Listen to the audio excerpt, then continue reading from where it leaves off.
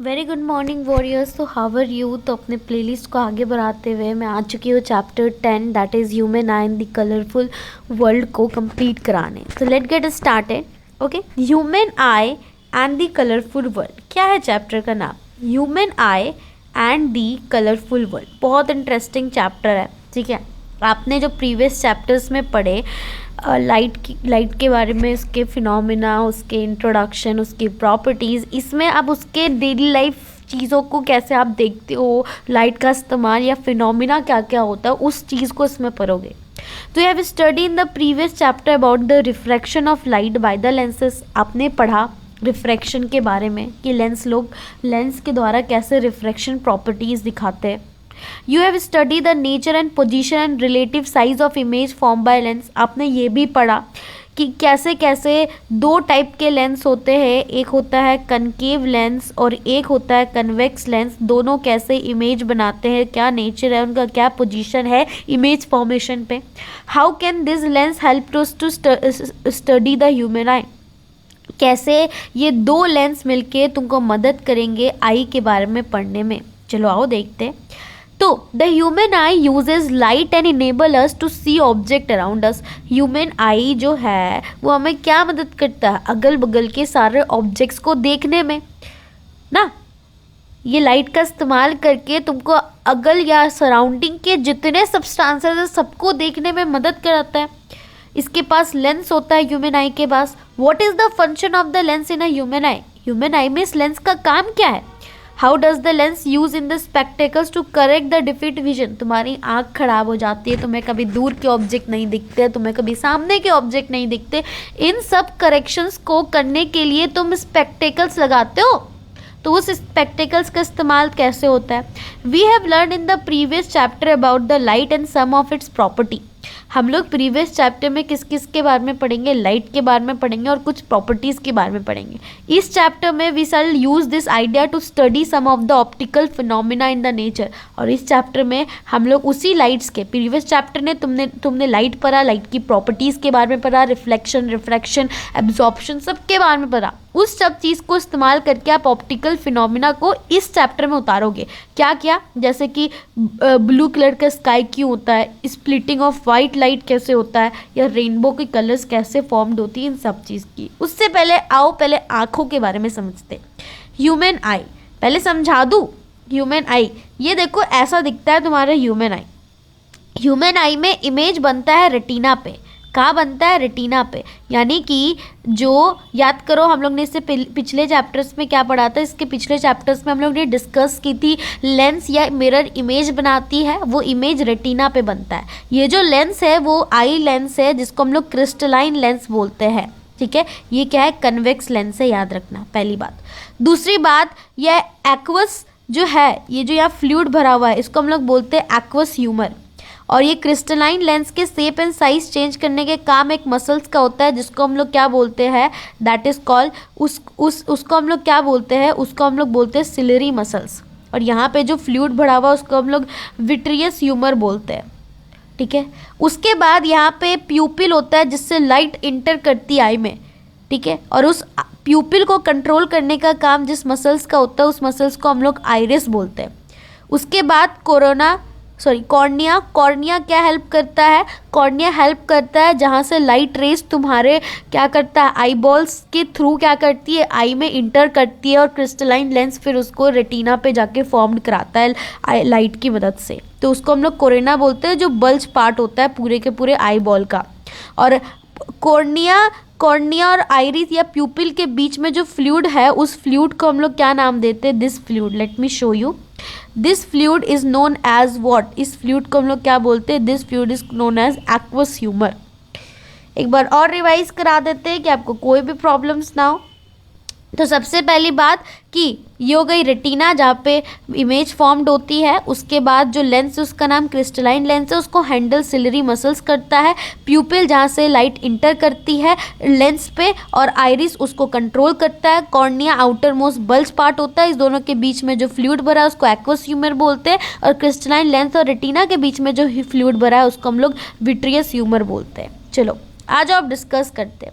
तो human I is one of the most valuable and sensitive sense organ. ये तो सब जानते ही हो कि ह्यूमन आई बहुत इंपॉर्टेंट और वैल्यूएबल भी है। क्यों वैल्यूएबल है? क्योंकि अगर जिनके पास आँख नहीं होती वो तो देख ही नहीं सकते दुनिया। तुम बोलते हो मेरे पास ये प्रॉब्लम्स है, वो प्रॉब्लम्स है। If you are considering the problems of the other, you should be realise that your problems is very very very small. It enable us to see the wonderful world and the colours around us. हमें eye की मदद क्यों होती है? आई हमें help करता है अगल बगल के सारे ऑब्जेक्ट्स को देखने में और कलर को आइडेंटिफाई करने में। तुम भले कुछ ऑब्जेक्ट्स को स्मेल्स के थ्रू, टच के थ्रू बता दो कि ये क्या है, बट तुम you can't be consider them with the colours. उसके कलर तुम आइडेंटिफाई नहीं कर सकते हो ऑन क्लोजिंग द आई। तो we can identify the object to some extents by their smell. अगर तुम कलर्स तो बिना आई के नहीं बता सकते, बट कुछ ऑब्जेक्ट्स के स्मेल और टच से you can identify them. It is however impossible to identify colour by closing the eye. If you close your eye तो आप उसके स्मेल टच से बता सकते हो, बट आप कलर आइडेंटिफाई नहीं कर सकते बिना आई के। तो thus of all the sense organ the human eye is the most significant. जितने सेंस ऑर्गन है बॉडी में उनमें से ह्यूमन आई बहुत इंपॉर्टेंट है। It enable us to see the beautiful colour around us. ये हमें मदद करता है कि हम लोग अगल बगल के सारे कलर्स को देखें। तो the human I is like a camera. Human आई एक कैमरा की तरह है जिसका लेंस को हम लोग आई लेंस कहते हैं, जो कि यह जो लेंस मतलब जो कैमरा में लेंस होता है वो फोटो खींचता है, और जो इमेज आती है वो किस में आती है? लाइट सेंसिटिव स्क्रीन पे। और वो लाइट सेंसिटिव स्क्रीन का नाम ही रेटिना होता है ह्यूमन आई में। ये लाइट जो है आई में इंटर करता है एक मेम्ब्रेन के थ्रू, थीन मेम्ब्रेन के थ्रू, जिसको जो बल्ज पार्ट होता है जिसको हम लोग क्या बोलते हैं? कॉर्निया बोलते हैं। ये ट्रांसपेरेंट बल्ज है in the front of the surface of the eyeball. Eyeball approximately क्या होता है? स्पेरिकल होता है और इसका डायमीटर 2.3 सेंटीमीटर होता है। Most of the refraction for the light ray entering the eye occur at the outer surface of the cornea. जितना भी जो रिफ्रैक्शन होता है लाइट रे का ज़्यादातर वो कॉर्निया ही कर देता है, और कॉर्निया से जो आई लाइट रेस पास होती है वो फिर प्यूपिल के थ्रू क्या होती है? आई में इंटर करती है। तो उस दोनों के बीच में एक फ्लूइड प्रेजेंट होता है जिसको हम लोग एक्वस ह्यूमर बोलते हैं। The crystalline lens is the eye lens, जो क्या करता है? रेस को कन्वर्ज करता है टू द रेटिना की इमेज फॉर्म्ड हो। Adjustment of focal length required to focus object at different distance on the retina. Crystalline lens को एडजस्ट करना पड़ता है अपना फोकल लेंथ को दूर के ऑब्जेक्ट के लिए और एज पर द नियर बाय ऑब्जेक्ट। तो we find a structure called the iris behind the cornea. Cornea के बाद आइरिस होता है, ठीक है। And this is the dark muscular diaphragm that control the size of the pupil. ये क्या होता है? आइरिस एक मस्कुलर डायफ्राम होता है जो प्यूपिल का साइज को कंट्रोल करता है, और pupil is a portion through which the light enter into the crystalline lens of the eye, ठीक है। और उसको कंट्रोल करने का, बड़ा या छोटा करने का काम आइरिस होता है, और क्रिस्टलाइन लेंस को बड़ा या छोटा करने का काम सिलरी मसल्स का होता है। फिर क्रिस्टलाइन लेंस और रेटिना के बीच में क्या होता है? दैट वाज एक फ्लूइड होता है जिसको हम लोग विट्रियस ह्यूमर बोलते हैं। ये देखो विट्रियस ह्यूमर। और प्यूपिल जो है वो तुम्हारा कंट्रोल एंड रेगुलेट करता है कि कितने अमाउंट ऑफ लाइट आँख के अंदर जाना चाहिए और आँख के अंदर नहीं जाना चाहिए। तो the eye lens forms an inverted real image of the object on the retina. हमने देखा कि हमारे पास क्या होता है? आई में कन्वेक्स लेंस होता है, और कन्वेक्स लेंस जनरली क्या होता है? रियल और इन्वर्टेड इमेज बनाता है, ना कि वर्चुअल और इरेक्ट, एक ही केस में बनाता है। तो इस केस में जो रेटिना होता है, इस केस में जो रेटिना होता है वो क्या करता है? वो रियल बनाता है और इन्वर्टेड इमेज बनाता है। तो इसको सीधा करने का काम ऑप्टिकल नर्व्स को होता है, जो लेके जाते हैं उस इन्फॉर्मेशन को, सिग्नल्स को ब्रेन तक, और फिर ब्रेन उनको समझ के सीधा करके आई को बताता है कि दिस इज़ व्हाट। तो the retina is a delicate membrane having enormous. Retina क्या होता है? एक डेलिकेट मेम्ब्रेन होता है जिसके पास बहुत सारे लाइट सेंसिटिव सेल्स होते हैं। ये लाइट सेंसिटिव सेल्स एक्टिवेट होते हैं illumination and generate the electrical signal. ये लाइट सेंसिटिव सेल्स क्या होते हैं? पहले इल्यूमिनेट होते हैं, फिर क्या करते हैं? इलेक्ट्रिकल सिग्नल्स को जनरेट करते हैं, फिर ये सिग्नल्स ऑप्टिकल नर्व्स के थ्रू ब्रेन पे जाते हैं और ब्रेन इंटरप्रेट करता है और फाइनली इन्फॉर्मेशन को लेके आता है कि what is that object is. Power of accommodation, यानी कि जो क्रिस्टलाइन लेंस अपनी फोकल लेंथ को बढ़ाता है, छोटा करता है एज पर द डिस्टिंक्ट ऑब्जेक्ट और द नियर बाय ऑब्जेक्ट। ये पावर जो है उसमें अगर कोई डिफीटिंग आ गई तो उससे क्या क्या प्रॉब्लम्स हो सकती है, उन सब चीज़ को हम लोग डिस्कस करने जा रहे हैं। तो the eye lens is compose of a fibrous jelly like material. Eye lens के अंदर क्या होता है? फाइब्रस जेली लाइक मटेरियल होता है, इसका curvature can be modified to some extent by the ciliary muscles. मैंने बताया कि आई लेंस को कंट्रोल करने का काम सिलरी मसल्स का होता है, उसके फोकल लेंथ को। The change in curvature of the eye lens change in its focal length. अगर आई लेंस के कर्वेचर में चेंज आ रहा है दैट मीन्स उसके फोकल लेंथ में चेंज आ रहा है। जब मसल्स यानी कि सिलरी मसल्स रिलैक्स करेंगे तो फोकल लेंथ बड़ा होगी, फोकल लेंथ बड़ा होगी तो लेंस क्या होगा, पतला बनेगा। फोकल लेंथ इंक्रीज करेगी और लेंस थीन बनेगा, और it enable the two see the distinct object, दूर के ऑब्जेक्ट देखने में मदद करेगा। उसी चीज़ अगर आई लेंस जो होगी वो छोटी होगी that means ciliary muscles contract करेंगे तो फोकल लेंथ डिक्रीज होगा। ठीक है, ये इनेबल करेगा कि तुम नियर बाय ऑब्जेक्ट को क्लियरली देखो। ठीक है, the ability of the eye lens to adjust it focal length is called accommodation. ये जो एबिलिटी है सिलरी मसल्स का क्रिस्टलाइन लेंस को के फोकल लेंथ का एडजस्ट करने का, उसी को हम लोग पावर ऑफ एकोमोडेशन कहते हैं। However focal length of the eye lens can not be decrease below a certain limit. अगर तुम कॉन्ट्रैक्ट करके फोकल लेंथ को डिक्रीज कर रहे हो नियर बाय ऑब्जेक्ट को दिखाने के लिए, तो ये लिमिट तक ही क्या करता है, फोकल लेंथ डिक्रीज कर सकता है। क्यों? क्योंकि हमारे आई का एक लिमिट होता है, उस वहीं तक वो ऑब्जेक्ट को दे सकता है, उसके सामने वो ऑब्जेक्ट नहीं देख सकता। That is 25 centimetre. उसको हम लोग बोलते हैं least distance of distinct vision, मतलब कम से कम दूरी जहाँ तक तुम ऑब्जेक्ट को दे सकते हो, उसके सामने तुम ऑब्जेक्ट को नहीं देख सकते हो, उसकी ब्लर्ड इमेज फॉर्म्ड होगी। तो to see an object comfortably and distinctly you hold it at a 25 centimetre from the eye. जो मिनिमम डिस्टेंस होता है जहाँ पे ऑब्जेक्ट को कंफर्टेबली विदाउट एनी पेन तुम देख सकते हो, इसलिए इसको नियर पॉइंट ऑफ द आई कहते हैं। यंग एडल्ट्स के लिए जिनके पास नॉर्मल विजन होता है, यंग एडल्ट्स के लिए जिनके पास नॉर्मल विजन होता है, the near point is about 25 centimetre. जो जिनके पास नॉर्मल विजन होता है उसके लिए जो ये नियर पॉइंट है दैट इज़ 25 सेंटीमीटर या least distinct of distinct vision. और फारेस्ट पॉइंट जो है इन्फिनिटी होता है, तो मीन्स आई रेंज जो है नॉर्मल बॉडी के लिए या नॉर्मल आई के लिए 25 सेंटीमीटर से इन्फिनिटी तक का सफ़र होता है। कभी कभी ये क्रिस्टलाइन लेंस जो होते हैं पीपल का ओल्ड एज में क्या हो जाता है, अपनी पावर को लूज़ कर देते हैं। इसी कंडीशन को क्या बोलते हैं, डिफीटिंग ऑफ द आई। लेकिन एक और चीज़, कभी कभी ओल्ड एज में क्या होता है, ये जो क्रिस्टलाइन लेंस होता है वो मिल्की एंड क्लाउडी बन जाता है। इस डिजीज़ को कैटरैक्ट बोलते हैं, और ये डिजीज़ पार्शियल या कंप्लीट विजन लॉस भी करा सकता है, तो इसको हम लोग प्रॉपर सर्जरी के थ्रू रिमूव करते हैं। ठीक है, अब डिफीट पढ़ते हैं विजन का और उनके करेक्शन। तो समटाइम्स द आई में gradually lose its power of accommodation. कभी कभी आई जो है धीरे धीरे क्या करता है, पावर ऑफ एकोमोडेशन को क्या करता है, धीरे धीरे लूज करता है। ठीक है, तो उस कंडीशन पे the person can not see the object properly. तो उस कारण ऑब्जेक्ट जो है अपने ऑब्जेक्ट्स को नहीं देख पाता कोई भी person properly, distinctly and comfortably. तो the vision becomes blurred due to the refractive defect. Refractive defect होने के कारण जो पर्सन होता है वो ऑब्जेक्ट को क्या करता है, प्रॉपरली देख नहीं पाता। ठीक, there are mainly 3 common refractive defects of vision. 3 main common refractive defect होता है, क्या क्या, मायोपिया जिसको नियर साइटनेस बोलते हैं, मतलब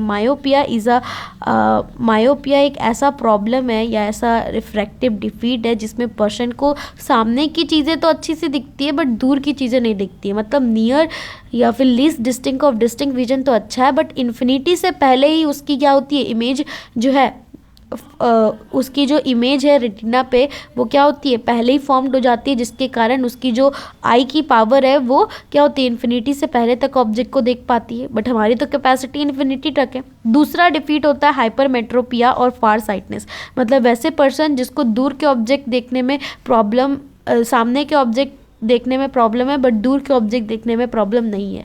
तो इनके कंडीशन में इसका least distinct of distant vision जो है उसका डिस्टेंस बढ़ चुका है, इसको 25 सेंटीमीटर पे भी ऑब्जेक्ट ब्लर्ड दिखता है। तीसरा हो गया प्रेस बायोपिया। तो ये सारे के सारे डिफीट है। प्रेस बायोपिया जब ऑब्जेक्ट को दोनों टाइप के कंडीशन से सफ़र करना पड़ता है, both as myopia and both as hypermetropia. Myopia को नियर साइटनेस बोलते हैं और a person with the myopia can see the near by object clearly. जो भी पर्सन मायोपिया से सफ़र करता है वो सामने के ऑब्जेक्ट अच्छा से देख पाता है but can not see the distinct object distinctly, but दूर वाले ऑब्जेक्ट्स को क्या नहीं कर सकता, देख नहीं पड़ता है। तो मायोपिया को हम लोग नियर साइटनेस बोलते हैं, और person with the myopia can see near by object clearly but can not see distinct object distinctly. तो मायोपिया को नियर साइटनेस क्यों बोलते हैं? क्योंकि जो पर्सन मायोपिया से सफ़र करते हैं वो लोग क्या नहीं कर सकते, वो दूर के ऑब्जेक्ट को नहीं देख पाते, but they have a clear visibility of near by object. समझ आई बात? तो person with this defeat has the far point near then infinity. तो इसका जो पर्सन होता है वो दूर के ऑब्जेक्ट क्यों नहीं देख पाते? क्योंकि दूर की कैपेबिलिटी हमारे इन्फिनिटी की है, लेकिन वो पर्सन इन्फिनिटी से पहले तक ही देख पाता है। तो वैसे person may be clear up to a distance of few metre. In a myopia eye the image of the distinct object is formed in front of the retina. तो इस केस में क्या होता है, तुम्हारी आई की रेंज 25 सेंटीमीटर तक infinity तक होती है, बट वो ऑब्जेक्ट जो है सिर्फ और सिर्फ इन्फिनिटी से पहले तक ही देख पाता है। ठीक है, नियर बाय इन्फिनिटी तक देख पाता है, इसलिए उसको फार साइटनेस में प्रॉब्लम है और नियर साइटनेस में प्रॉब्लम नहीं है। ठीक है, not at the retina itself. तो this defect may arise due to the excessive curvature of the eye lens. Eye lens का कर्वेचर ज़्यादा होने के कारण ये डिफीट अराइज होता है, आई बॉल का इलोंगेशन होने के कारण। और इस डिजीज़ को हम लोग करेक्ट करते हैं by using the concave lens. हम लोग ये डिफीट को कैसे इस्तेमाल करते हैं? कनकेव लेंस का इस्तेमाल करके। यहाँ देखो, नॉर्मल आई में दूर के ऑब्जेक्ट को नॉर्मली तुम क्या करते हो, देख पाते हो, और वो ऑब्जेक्ट का कहाँ पे इमेज बनता है? रेटिना पे। बट अगर मायोपिया डिफीटिंग आई है तो उसका इमेज जो है रेटिना से पहले बन जाता है। उसको करेक्ट करने के लिए हम लोग क्या लगाते हैं? That is called the concave lens. Concave lens diverge करके और फिर कन्वेक्स लेंस उसको कन्वर्ज करके रेटिना पे लाके फॉर्म करता है, इसलिए कनकेव लेंस लगा के मायोपिया जैसे डिफीट को करेक्ट किया जाता है। इसीलिए जो पर्सन को फार साइटनेस पे प्रॉब्लम होती है उसके पावर ऑफ स्पेक्टिकल्स नेगेटिव में होते हैं, क्योंकि कनकेव लेंस का फोकल लेंथ नेगेटिव में होता है। हाइपरमेट्रोपिया को हम लोग फार साइटनेस बोलते हैं, जिनको दूर की ऑब्जेक्ट देखने में प्रॉब्लम होती है। प्रॉब्लम नहीं होती है, सामने के ऑब्जेक्ट देखने में प्रॉब्लम होती है। तो person with the hypermetropia can see the distinct object clearly. जो भी इससे सफ़र कर रहे हैं वो दूर के ऑब्जेक्ट आसानी से देख लेंगे, but they can not be able to see the near by object. तो the near point for the person is further away from the normal near point 25 centimetre. जो पर्सन इस डिजीज़ या इस डिफीट से सफ़र कर रहा है उसके लिए जो उसका 25 centimetre which is least distinct of distinct vision था वो बढ़ जाता है। तो वैसे person has to keep reading material away from या beyond the 25 centimetre for the comfortable reading. इसीलिए right ray from a closely object are focus at a point behind the retina. इसलिए जो सामने से ऑब्जेक्ट का जो रेज आता है टू अ हाइपरमेट्रोपिया डिफीटिंग आई, उसकी जो इमेज होती है वो रेटिना की आउट बनती है, इसलिए उनको जो है 25 सेंटीमीटर पे क्या होती है? ब्लर्ड इमेज दिखती है, जबकि नॉर्मल होना चाहिए इन केस ऑफ नॉर्मल आई। तो ये क्यों होता है? क्योंकि इसका जो फोकल लेंथ है आई लेंस का वो क्या होता है? बहुत ज़्यादा इंक्रीज़ कर जाता है, आई बॉल डिक्रीज़ करता है, आई बॉल की साइज स्मॉल हो जाती है। और इसको ये करेक्ट करते हैं with the help of this defect can be corrected with the help of convex lens for appropriate power. ठीक है, eye glass with the converging lens provide the additional focusing power for forming the image in retina. जब तुम convex lens लगाते हो तो ये ज़्यादा उस रेज को कन्वर्ज करता है, फिर आगे वाले आई लेंस भी उसको कन्वर्ज करते हैं, तो दूर ना बन के वो सीधा का सीधा रेटिना पे बनता है। इसलिए कन्वेक्स लेंस लगाना होता है प्रॉपर पावर के थ्रू, जितना आपके आई में प्रॉब्लम है। ठीक है, दोनों समझ आया, बहुत इंपॉर्टेंट है ये हाइपरमेट्रोपिया और मायोपिया, क्योंकि दोनों ही कंडीशंस में तुमको जो फिगर्स अभी दिखाए गए तुम्हारे बुक में वो चीज़ अच्छा से प्रैक्टिस कर लेना, क्योंकि वो जनरली चीज़ एग्ज़ाम में पूछी जाती है। अब आ जाओ प्रेसबायोपिया पे, एक बार रिवाइज करा दूँ दोनों, क्योंकि डिफीटिंग पढ़ाऊंगी उसका नेक्स्ट पार्ट पे तुमको नेक्स्ट चीज़ कराऊंगी। तो मायोपिया में पहले बन रहा था तो उसको करेक्ट करने के लिए कनकेव लेंस लगाया, क्योंकि कनकेव लेंस डाइवर्ज किया, फिर रेटिना उसको क्या क्या कन्वर्ज किया, तो डाइवर्जन से कन्वर्जन होने के कारण वो इमेज रेटिना पे बना। सेकेंड कंडीशन पे बाद में बन रहा था तो हम लोग ने कन्वेक्स लाया जो थोड़ा कन्वर्ज किया, फिर थोड़ा और कन्वर्ज किया, तो that's why it will form at the retina. अब आ जाओ थर्ड डिफीट को, that is called the presbyopia. तो the power of accommodation of eye usually decrease with ageing. जैसे जैसे एज हो जाता है पर्सन का तो जो पावर ऑफ एकोमोडेशन होता है क्रिस्टलाइन लेंस का वो घट जाता है। तो they find it difficult to see the near by object comfortably and distinctly without corrective eye lens.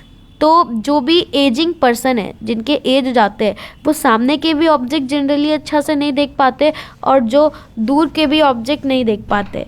ठीक है। तो this defect is called the presbyopia, जिसमें पर्सन को मायोपिया और हाइपरमेट्रोपिया जैसे दोनों कंडीशन से सफ़र करना पड़ता है। It arise due to the gradual weakening of ciliary muscles, क्योंकि उम्र होने के कारण सिलरी मसल्स की एक्टिविटी घट जाती है, और सिलरी मसल्स की एक्टिविटी घट जाती है जिसके कारण क्रिस्टलाइन लेंस का फोकल लेंथ एडजस्टमेंट घट जाता है, और जिसके कारण उनको मायोपिया और हाइपरमेट्रोपिया जैसे दोनों के दोनों बीमारी से क्या करना पड़ता है, या रिफ्रैक्टिव डिफीट से सफ़र करना पड़ता है, और उसी को प्रेस बायोपिया बोलते हैं। और इस पीपल को बायफोकल लेंस लगाना पड़ता है एजिंग के दौरान इस डिफीट को करेक्ट करने के लिए। जैसे स्पेक्टिकल्स है, तो स्पेक्टिकल्स के ऊपर वाले पोर्शन पे उनका कनकेव लेंस होता है, concave lens for correcting the far object, और नीचे होता है कन्वेक्स लेंस, किस लिए, सामने के ऑब्जेक्ट्स के डिफीट को करेक्ट करने के लिए। ठीक है, देखो अपर पोर्शन में क्या होता है, कनकेव लेंस, लेकिन लोअर पोर्शन पे कन्वेक्स लेंस होता है। ये नियर विजन को फैसिलिटेट करता है और ऊपर वाला फार विजन को फैसिलिटेट करता है। This is possible to correct the refractive defect with the contact lens और थ्रू द सर्जिकल इंटरवेंशंस। तुम ये नॉर्मल स्पेक्टिकल्स लगा के तो ठीक कर ही सकते हो, बाकी सर्जिकल मेथड्स भी आजकल निकल चुके हैं जो डायरेक्टली लेंस पुट करते हैं तुम्हारे आई बॉल्स पे, उससे भी आप ठीक कर सकते हो। तो this is all about this lecture. I hope that you like my channel. Please please please like and subscribe my channel. Thanks for watching.